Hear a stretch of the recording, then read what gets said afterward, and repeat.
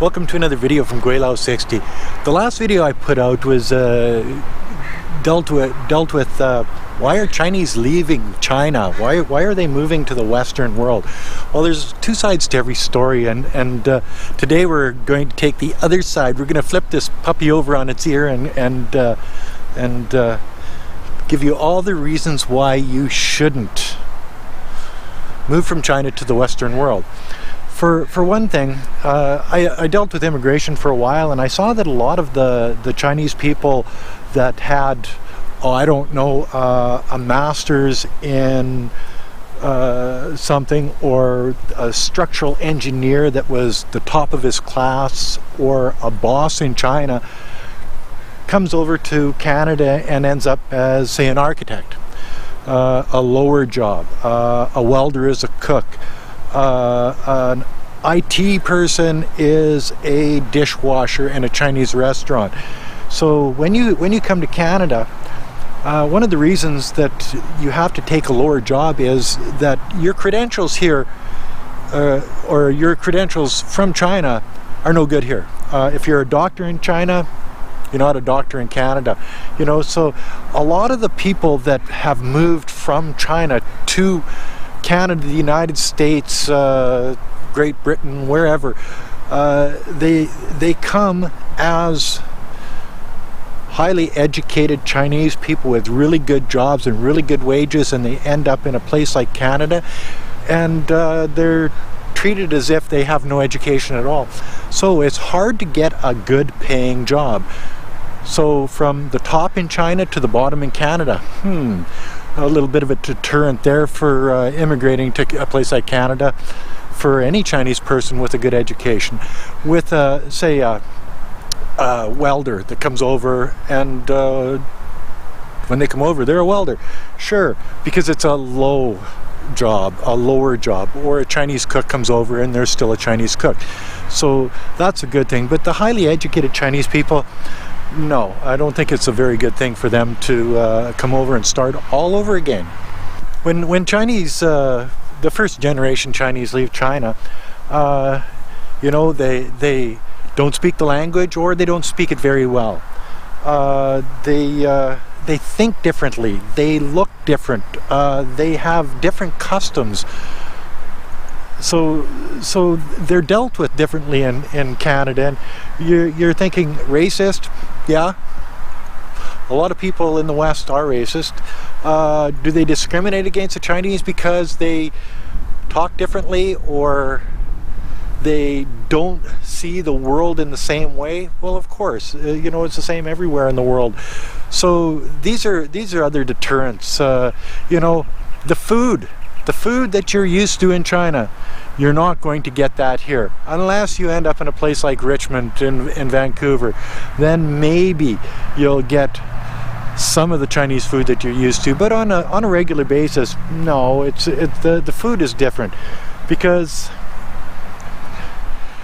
we don't go walking in our kitchens here. We roast beef, we roast chicken, we make chili and spaghetti and pizza and stuff like that. There is no barbecued duck, cha sao ya. There is no chicken chow mein or chop suey. You've got to be able to cook that yourself. So if you're coming over as a cook, you got her made. If not, she's a tough row to hoe. You have to consider that Canada is expensive, the United States is expensive, Europe is expensive compared to China.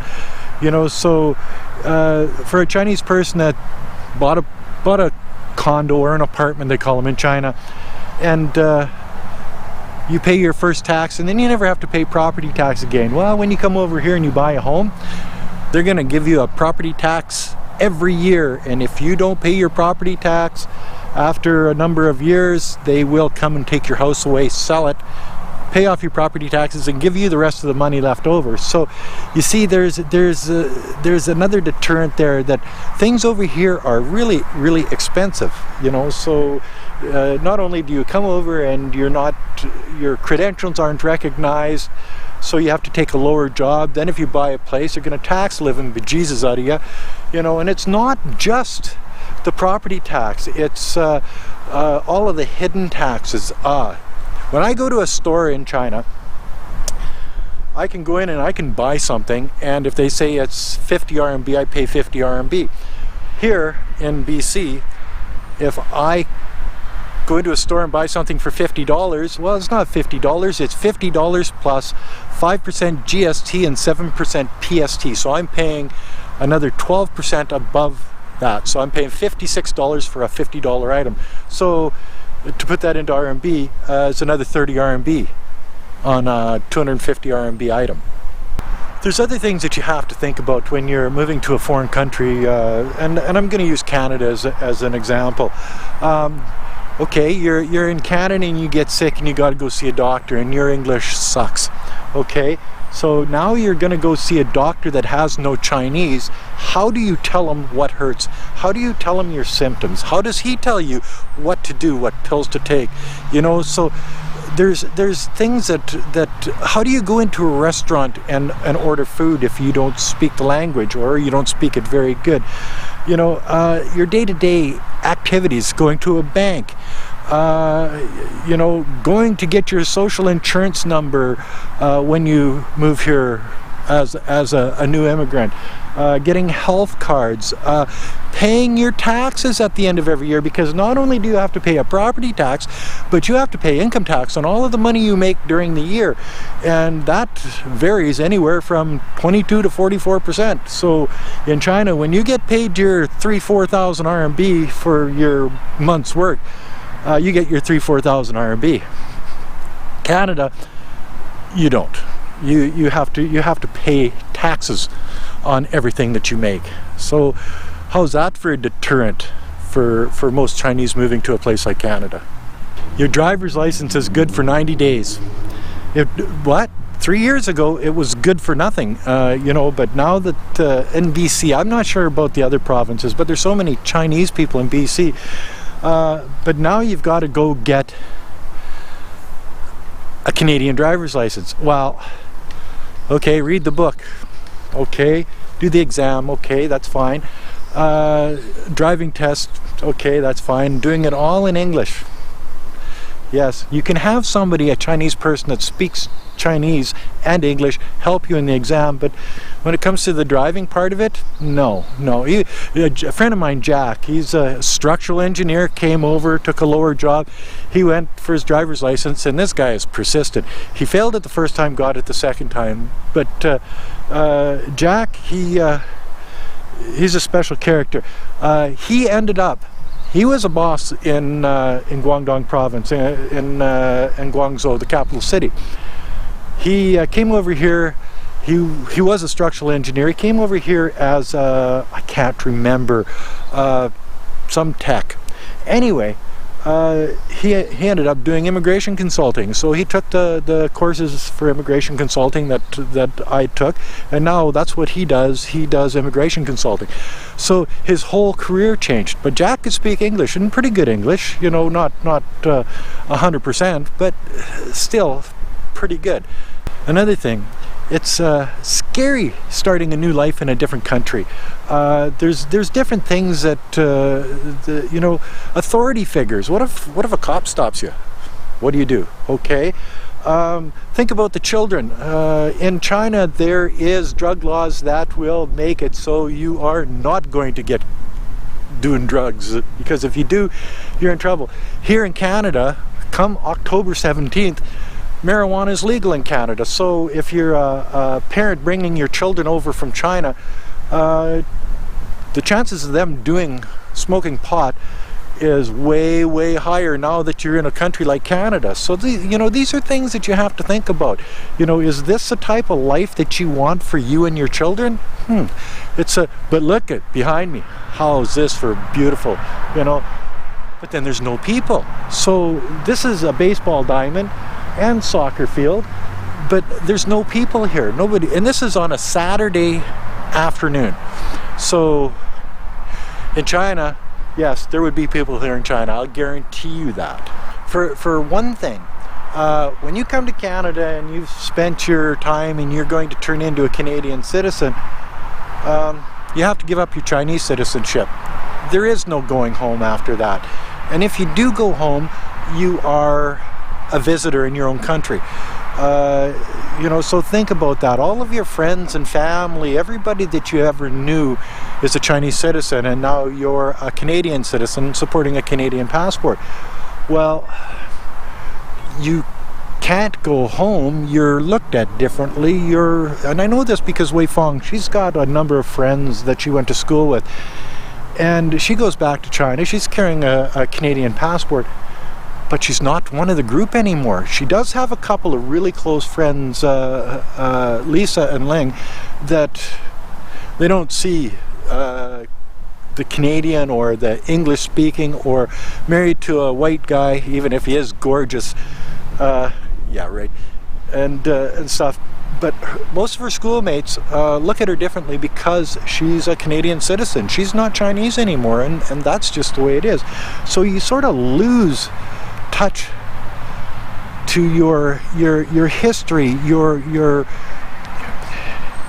how do you lose some of who you are, I guess, when you leave China. And I've seen that in Wei Fong, and it it can either be a good thing or a bad thing depending on how you look at it. That feeling of loneliness is another thing that I've heard from Chinese people that have immigrated to Canada. Just had a comment on my channel here just the other day, where Bin Young, Chinese guy that was living in Singapore, and maybe you're going to be watching this. Sorry, I had to say it. Anyway, he's in Vancouver, and he goes, to the bay, and he says, it looks so run down, and $600 for a vacuum cleaner, So he's saying that it's not only a sort of a run down place compared to Singapore, but it's more expensive. So I noticed that by the way he was writing his comment, that he was already homesick for Singapore. So, and I can understand that, because Singapore is a pretty nice place, So that's another thing that you have to think about, is you're going to be homesick. You're going to wish that you hadn't, for the first while, come to a place like Canada, because it's different, it's strange, it's difficult to fit in, especially as a foreigner. It's and you guys are the foreigners when you come over here. So think about that. So you have to keep that in mind, that maybe you're not going to fit in for the first while. Maybe it's going to be a hard transition. Maybe it'll never work out for you. So it's a gamble to begin with. So you have to think of that too. So you've just landed in Canada. You know nobody. And a lot of people come over here by themselves, and they actually know nobody.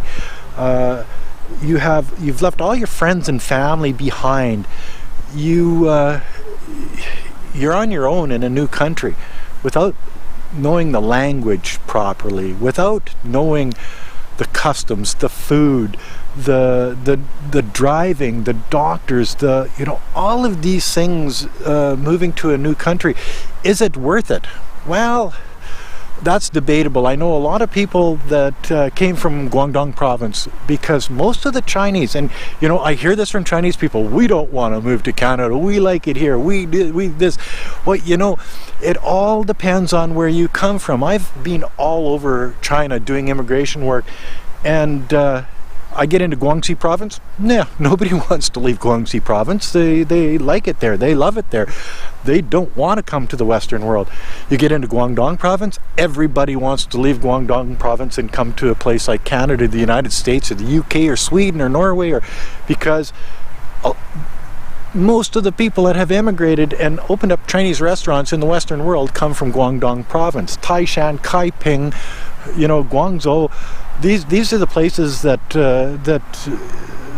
opened up back in the late 70s, early 80s to the Western way of doing business.